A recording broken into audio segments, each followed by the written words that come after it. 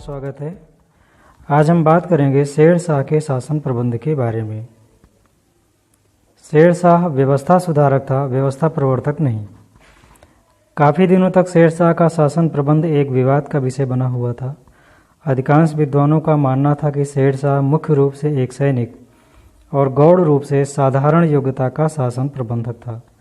शेर शाह को तब तक एक महान शासन प्रबंधक नहीं माना गया जब तक कि डॉक्टर कालिका रंजन कानूनगो ने अपनी पुस्तक में यह सिद्ध नहीं कर दिया कि शेर शाह एक महान शासन प्रबंधक था। कालिका रंजन कानूनगो का मानना है कि शेर शाह अकबर से अधिक रचनात्मक प्रतिभा संपन्न व्यक्ति और उससे बड़ा राष्ट्र निर्माता था। आधुनिक विद्वानों का मानना है कि शेर शाह महान शासन प्रबंधकों में से एक था। उसने नई शासन व्यवस्थाओं को जन्म तो नहीं दिया, किंतु पुरानी व्यवस्थाओं में इस सफलता के साथ सुधार किया कि वो नए रूप में प्रतीत होने लगी। केंद्रीय शासन। अपने पूर्ववर्ती दिल्ली शासकों के बाद शेर शाह भी एक निरंकुश शासक था। शासन की समस्त शक्तियां उसमें निहित थी। शेर शाह के मंत्रियों को किसी नीति के निर्धारण का अधिकार नहीं था, बल्कि वह राजकाज के दैनिक कार्यों को संपादित करते थे। शेर शाह की शासन व्यवस्था में मुख्य रूप से मंत्रियों के 4 विभाग होते थे। पहला विभाग था दीवाने वजारत। यह वित्त और लगान संबंधी विभाग था। इसका प्रमुख कार्य साम्राज्य की आय और व्यय संबंधी प्रबंध की देखभाल करना था। इस विभाग का मंत्री वजीर कहलाता था। इसकी दूसरी जिम्मेदारी अन्य मंत्रियों के कार्यों की देखभाल करना भी था। शेर शाह प्रतिदिन आय व्यय के लेखे को देखता था।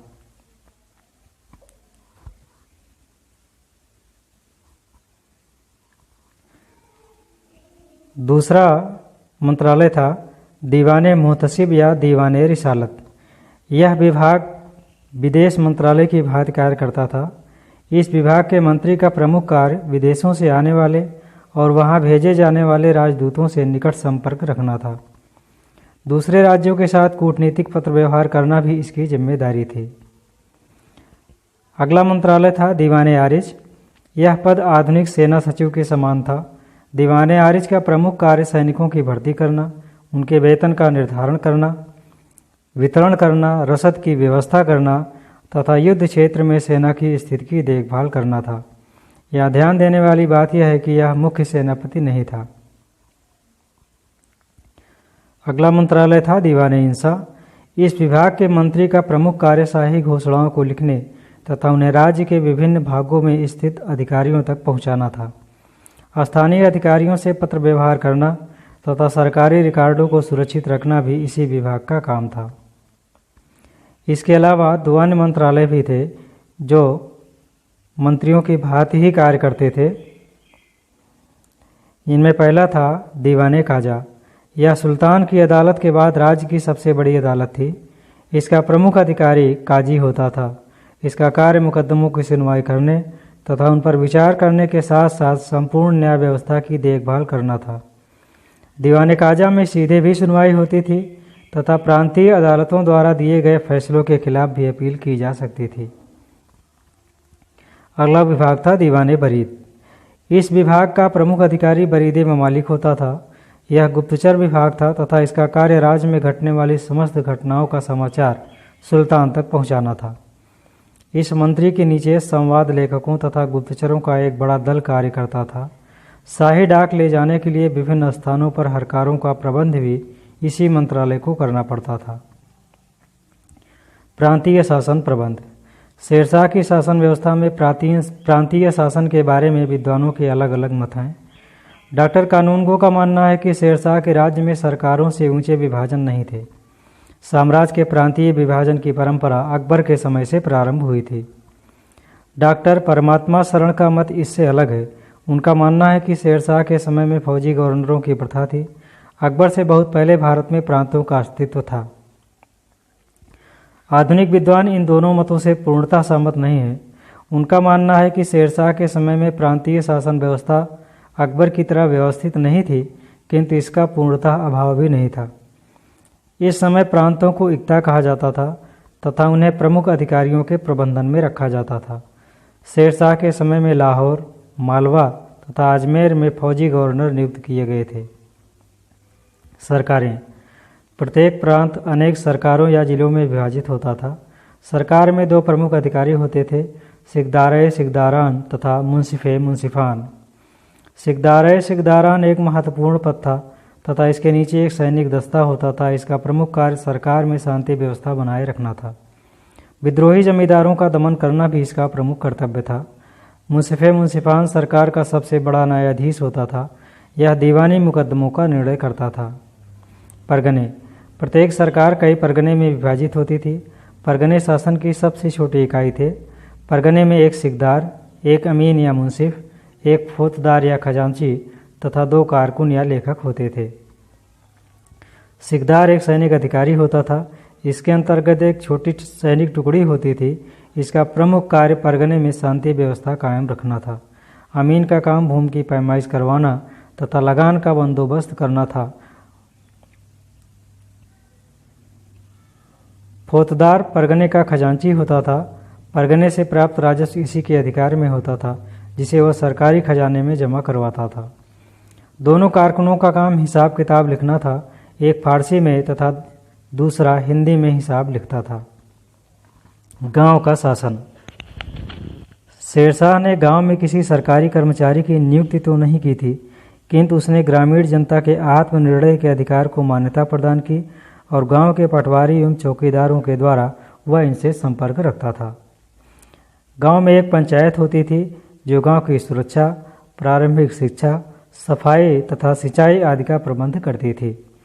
गांव के आपसी झगड़े भी पंचायत द्वारा निपटाए जाते थे। लगान व्यवस्था। शेरशाह के समय में साम्राज्य की आय के मुख्य रूप से दो साधन थे, केंद्रीय आय तथा स्थानीय आय। केंद्रीय आय, इसके प्रमुख स्रोत लावारिस संपत्ति, व्यापार, टकसाल, भेंट, नमक, चुंगी तथा जजिया एवं खुमसादी थे। स्थानीय आय, यह स्थानीय स्तर पर लगाए जाने वाले विभिन्न करों से प्राप्त होती थी, जिसे अबवाब कहते थे। शेरशाह की प्रसिद्धि का सबसे महत्वपूर्ण कारण उसकी लगान व्यवस्था है। उसकी लगान व्यवस्था मुख्यतः रैयतवाड़ी थी। उसने जो लगान व्यवस्था लागू की उसका परीक्षण वह अपने पिता की जागीर संभालते समय कर चुका था। इस व्यवस्था के अंतर्गत एक समान पद्धति पर संपूर्ण जमीन की पैमाइश की जाती थी।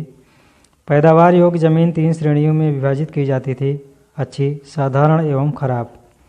तीनों तरह की जमीनों पर पैदावार निश्चित करके उन्हें आपस में जोड़कर 3 से भाग देकर प्रति बीघा जमीन की औसत पैदावार निकाली जाती थी। पैदावार का 1/3 भाग कर के रूप में लिया जाता था। लगान नकद एवं अनाज दोनों रूपों में लिया जाता था। सरकार प्रत्येक किसान को पट्टा देती थी, जिसमें उसे सरकार को कितना लगान देना है पहले से निर्धारित होता था। प्रत्येक किसान को पट्टे के कबूलियतनामे पर हस्ताक्षर करना होता था। शेरशाह के समय में लगान निश्चित करने की 3 प्रणालियाँ प्रचलित थीं, गल्ला बख्शी या बटाई, नस्क या कनकूद, नकती जाप्ती या जमई। लगान के अलावा सरकार किसानों से जरीबाना, जमीन की पैमाइश करने वालों की फीस तथा महसिलाना कर एकत्र करने वालों की फीस भी लेती थी। यह अदा किए गए लगान का 2 से 2.5% होता था। न्याय व्यवस्था। सुल्तान राज्य का सबसे बड़ा न्यायाधीश था। शेरशाह प्रत्येक बुधवार की शाम को न्याय के लिए बैठता था। सुल्तान के नीचे दीवाने काजा की अदालत होती थी। लगान संबंधी मुकदमों का निर्णय सरकारों में मुंसिफ मुंसिफान तथा परगनों में मुंसिफ की अदालतें करती थी। फौजदारी मुकदमों का निर्णय सिकदार सिकदारान तथा सिकदार करते थे। शेरशाह ने व्यापार को सरल बनाने का प्रयास किया। उसने व्यापारियों से केवल 2 स्थानों पर कर वसूलने का प्रबंध किया, एक जहां से वस्तु राज्य की सीमा में प्रवेश करती थी तथा दूसरे वहां जहां उसे बेचा जाता था। शेरशाह ने व्यापारियों की सुरक्षा तथा सुविधा का विशेष प्रबंध किया था। मुद्रा व्यवस्था। शेरशाह ने सोने, चांदी तथा तांबे के नए सिक्के चलाए तथा उनका आपस में अनुपात निश्चित किया। शेरशाह ने सोने, चांदी तथा तांबे के सिक्के चलाए। सोने का सिक्का मोहर, चांदी का रुपया तथा तांबे का सिक्का दाम कहलाता था। उसने दाम के आधे, चौथाई, 8वें तथा 16वें भाग के भी सिक्के चलाए। पहले से प्रचलित सभी घिसे पिटे सिक्कों का प्रचलन बंद करवा दिया। शेरशाह के सिक्कों में शुद्ध धातु का प्रयोग किया गया। उसका चांदी का सिक्का 178 ग्रेन का होता था। शेरशाह के सिक्कों पर उसका नाम, पद तथा टकसाल का नाम अरबी और देवनागरी लिपि में अंकित होता था। इतिहासकार B.A. स्मिथ के अनुसार शेरशाह का रुपया वर्तमान ब्रिटिश मुद्रा प्रणाली का आधार